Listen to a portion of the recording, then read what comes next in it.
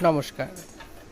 আজ নিডোরা অফিসিয়ালের নিবেদন নিপা বর্মনের লেখা অল্পই কিন্তু গল্প এবং অন্যান্য থেকে আদ্যিকালের বদ্যিপুরী। রিন্টুর আজ মন খারাপ, আবার ভালো। প্রথমে ভালো থাকার কারণটা জানায়। রিন্টু তার বাবার দেশের বাড়ি যাবে। হাওড়ার শ্যামপুরে যে বাড়িতে তারা থাকে সেটিও দেশ ভারতের মধ্যেই। তাও যে বাবা কেন দেশের বাড়ি বলে, এই নিয়ে রিন্টুর সাথে বাবার বচসা কম হয়নি। আর খারাপ কারণটা হলো, বাবা ওই দেশের বাড়িটি যেখানে অবস্থিত সেখানে কোনো নেটওয়ার্ক থাকে না, মানে দিন দুই দ্বীপান্তরে থাকতে হবে। বাবার সেই দেশের বাড়িটির অঞ্চলটিতে ওই গুটি কয়েক বাড়িতে ইলেকট্রিসিটি আছে। বাড়ির সদর দরজার পাশে বাথরুম। মাঝরাতে ইয়েটির জন্য ঘুম ঘুম চোখে রীতিমতো ভিড়মি খাওয়ার জোগাড়। কারণ জলের জন্য যে টিউবওয়েলটি আছে সেটা তো আবার এই বস্তা পচা গরমকালে জল অনেকটা নেমে যায়। সেই কলের মাথায় জল ভরে ভরে জল আনা হয়। তারপর মশার উপদ্রব তো আছেই। কোনো টেবিল চেয়ার না, একেবারে মাটির দাওয়ায় বস্তার উপর উল্কাটায় বোনা আসন পেতে বসতে দেয়া হয়। আর সন্ধেবেলাতেই সবাই ঘুমিয়ে যায়, মানে সন্ধে 7:30, মানে ওই গ্রাম তখন নিদ্রাপুরী। তো সেই গ্রামে অনেক ছোটবেলায় রিন্টু কেবল একবারই গেছিল। তখন সে বুনিয়াদি স্কুলে পড়ে। আর এইবারের যাওয়ার কারণ হচ্ছে বাবার ছোট পিসি ঠাকুমার অম্বুবাচীর জোগাড় দিতে যাওয়া। প্রতি বছরই বাবা যায়, কিন্তু এবছর রিন্টুকেও যেতে হবে। কারণ মা ও বোন যাবে মামার বাড়ি। সেখানে মায়ের কী সব কাজ আছে ব্যাংকে, তাই বাবা ও রিন্টু গ্রামের পিসি ঠাকুমার বাড়ি যাচ্ছে। গ্রাম বলতে রিন্টু গল্পের বইয়ে কিংবা টিভি প্রোগ্রামে যা দেখেছে একেবারেই তাই। ছবির মতো গ্রাম, মাটির রাস্তা, মাটির বাড়ি, চারিদিকে সবুজ আর সবুজ। পুকুরের জল টলটল করছে, জেলেরা মাছ ধরছে। পাড়ার বরিষ্ঠ লোকজন বড় গাছের চাতালে গামছা পেতে গুরুক গুরুক করে হুঁকো টানছে। আর গ্রামের সকলেরই মুখে একটা অমিল হাসি যেন লেগেই আছে, যা শহুরে সংস্কৃতির মধ্যে তো উধাও একেবারে। মিটমিটে হাসাটা হাসতেও যেন ট্যাক্স দিতে হয়। তারপর বাবা আর রিন্টু পৌঁছালো তাদের গন্তব্যস্থান, সেই বাবার ছোট পিসি ঠাকুমার বাড়ি। বাড়ির সামনেই দেখলাম দাঁড়িয়ে আছে, তাদের দেখে হাসছে। আর বুঝতে বাকি রইল না যে ইনি তিনি। ছোট পিসি ঠাকুমার বয়স তো নয় করে 100 তো কবেই পার করে ফেলেছে। হাড় জিরজিরে একটি কাঠামোতে একটি ইঞ্চি পাড়ের সাদা শাড়ি জড়ানো। কোনো ব্লাউজ পেটিকোট উনি পরেন না। কোন সে সাহেবি আমলের ছিটের সেমিজের ওপর শাড়ি পরেছেন। সেমিজ এখনকার দিনের ম্যাক্সির মতোই। আর মাথার সোনপাপড়ির মতো চুল। রিন্টুরা যেতেই ফোকলা দাঁতের ভুবন ভোলানো হাসি সেই বদ্ধ মহিলার আতিথেয়তা শুরু হলো। নারকেলের তক্তি আর মুড়ির মোয়া দিয়ে। সত্যিই যখন সেই সুখাদ্য জিহ্বার স্বাদ কোরকগুলো সেন্স করছিল, তখন যেন রিন্টুর চোখ বুজে বুজে আসছিল। তারপর একে একে কত কিছু এলো। ঘরে ভাজা ডাল চানাচুর আর মুড়ি। দুপুরে ছিল পুকুরের কাতলা মাছের মুড়ি ঘন্ট। ধুধুল আলু পোস্ত খেয়ে মনে হলো ঝিঙে আলু পোস্ত খাচ্ছে। ঝিঙের স্বাদের সাবস্টিটিউট যে কাচাকচি ধুদুল হতে পারে। রিন্টু তা না খেলে হয়তো জানতেই পারতো না। তারপর কয়লা দিয়ে অহরহ ডাল, চাটনি, পায়েস, তারপর ভদ্রমহিলা কি সুন্দর পরিপাটি করে লবঙ্গ গেঁথে পান সেজেছেন।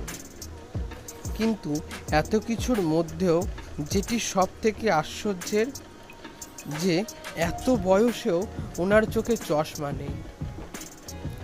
রিন্টু ঠিক দেখছে কি না রিন্টু একবার নিজের চোখ কচলে নিয়ে দেখে নিল। ইদানিং বাংলা জুড়ে আবার জয় বাংলা হচ্ছে খুব। সবার চোখ লাল রক্ত জমাট বাঁধা, আর অনর্গল চোখ থেকে জল পড়ছে। সব কাজকর্ম বন্ধ। সেলফোনের স্ক্রিনের আলো থেকে চোখ সরিয়ে রাখতে হচ্ছে। রিন্টুর চোখ কচলানো দেখে পিসি ঠাকুমা বললেন, চোখে কি কিছু হলো? আমাদের তো আবার হ্যারিকেনের হালো, একটু অসুবিধা হতে পারে। আচ্ছা বেশ দাঁড়াও বলে একটা খুব গাঢ় সবুজের পাতায় কি একটা নিয়ে চলে এলেন। এটা সেজুতির কাজল, এখনই নিয়ে এলাম, চোখে একটু দিলে খুব আরাম পাবে। রিন্টু তো আজকালকার ছেলে, তার উপর ছেলে হয়ে আবার চোখে কাজল পড়তে যাবে কেন খামোখা। রিন্টু বলে বসে, না না কিছু হয়নি, ভাবছিলাম আপনার এতখানি বয়সেও চোখে চশমা ছাড়াই সব কষ্ট দেখতে পান। পিসি ঠাকুমা বললেন, এতকালে কত রাতকানা ঠিক করেছি জানো। তখনকার দিনে মেয়েদের এত পড়াশোনা ছিল না, বাড়ির ছেলেরাই পড়াশোনা করত। ওই যে ছোট ঘরটা বেড়া দিয়ে রয়েছে, ওইখানে আমার বাবাকে দেখেছি অনেক কিছু উপায়ে পথ্য তৈরি করতে। ছোটবেলায় ওই দেখে শিখেছি। অনেক মানুষ থাকতেন, তারা রাতে দেখতে পেতেন না। রিন্টু বলল, নাইট কিডনেস মানে রাতকানা রোগ? হ্যাঁ হ্যাঁ, আমার বাবাকে দেখেছি। পানির বরজ থেকে কচি পান এনে সেটাকে থেতো করে সাদা কাপড়ে বেঁধে ছোট্ট একটা পুটলি বানাতো। তারপর এক ফোঁটা করে পর পর 3 দিন সন্ধ্যের সময় চোখে দেওয়ার নিদান দিতে। রিন্টু অবাক হয়ে জিজ্ঞাসাই করে ফেলল, ভালো হয়ে যেত? হ্যাঁ দিব্যি, তারা খুব একটা স্পষ্ট না হলেও ঝাপসা কিছু নাকি দেখতে পেত। আর কি কি পারতেন উনি? এই ধরো, কারো অম্বল হলে কলমির ডাল, জোয়ান ও বিটনুট শুকনো করে গুঁড়ো করে 1 চামচ করে দুবেলা 2 চামচ খেতে বলতেন। রিন্টু আর বাবা এক মনে শুনছিলেন। কখন বিকেল গড়িয়ে সন্ধে হয়ে গেছে, পিসু ঠাকুমা বললেন, বসো, আমি গোয়াল ঘরে একটু সাজাল জেলে আসি, তারপর চা আর কুচো নিমকি দেব তোমাদের। খানিক পর পিসি ঠাকুমাকে রিন্টু জিজ্ঞেস করল, আপনি কখনো শহর দেখেননি? না, এই বেঁচে আছি দিব্যি। ওই শহরে গেলে আমার চোখ কান সব খারাপ হয়ে যাবে। রিন্টু আর পিসি ঠাকুমা হ্যারিকেনের আলোয় দাওয়াতে বসে গল্প করছে। হঠাৎ একটা দুম করে পড়ে আওয়াজ হলো, তার আর সাথে কিছু স্পষ্ট স্বর, ওরে বাবারে গেলাম রে। রিন্টু তড়িঘড়ি দৌড়ে গিয়ে দেখে বাবা বাথরুমের কাছে এক পা দুমড়ে বসে আছে। তারপর কোনো রকমে রিন্টুর কাঁধে ভর দিয়ে উঠে এসে দাওয়াতে বসলো। পিসি ঠাকুমা সাথে সাথে কি একটা পুটলি নিয়ে এসে বাবার পায়ে সেক দিতে শুরু করলো। রিন্টু জিজ্ঞাসা করলে বলে, এটা একটা টোটকা, ওই 2 ঘন্টার মধ্যে ব্যথা কমে যাবে অনেক। রিন্টু দেখল একটা ভাঁজ করা কাপড়ে কাঠের জালের ওপর লোহার তাওয়ায় দিয়ে তাপ দেওয়া চলছে। তার মধ্যে গাহা ঘি দিয়ে আকন্দ পাতা তাতিয়ে রাখা আছে, আর আছে একটা নুনের পুটলিও।